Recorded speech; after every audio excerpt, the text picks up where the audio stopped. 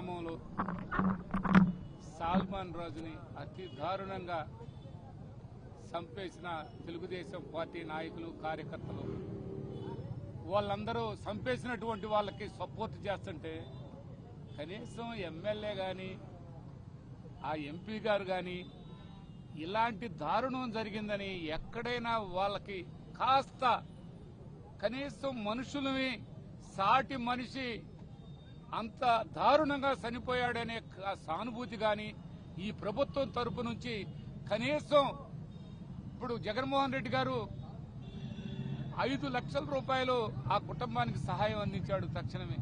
ఈ ప్రభుత్వం కనీసం కూడా ఎంపీ గారు ఎమ్మెల్యే గారు ఇక్కడున్న పల్నాడు నాయకులు అందరూ ఉన్నారు, ఎమ్మెల్యేలు అందరూ మినిస్టర్ హోదా అని చెబుతుంటారు.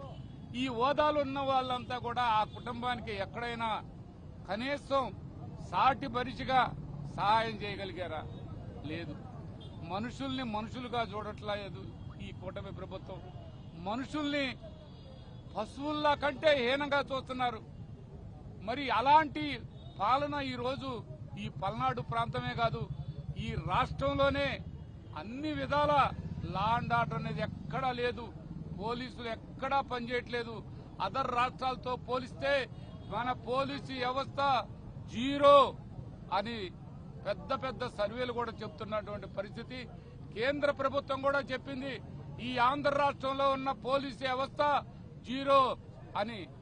ఈ విధమైనటువంటి పోలీసు వ్యవస్థ ఉన్నంతకాలం ఇలా ఇవాళ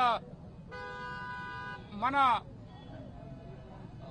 సాల్మాన్ చనిపోయాడు, మొన్న రషీదు వినుకొండలో అదేవిధంగా అమానుషంగా చంపారు. అలా చూస్తే వందల కొద్ది వేల కొద్ది జనాన్ని మరి ఆ కాకినాడ ఈ ప్రాంతంలో కూడా అదేవిధంగా చంపడం జరిగింది. ఇది చూస్తూ ఉంటే ఇరాన్ లెక్కలో ప్రతి ఒక్కరూ భయభ్రాంతులకు గురవుతున్నారు. ఇదే పాలన, ఇదే పరిపాలన విధానాలు. మీ రెడ్డి బుక్ తోటే మీరు అన్ని విధాల పూర్తి స్థాయిలో ప్రజల్ని తొక్కేస్తున్నారు. మార్చుకోండియా, ఇకనన్నా మారండియా.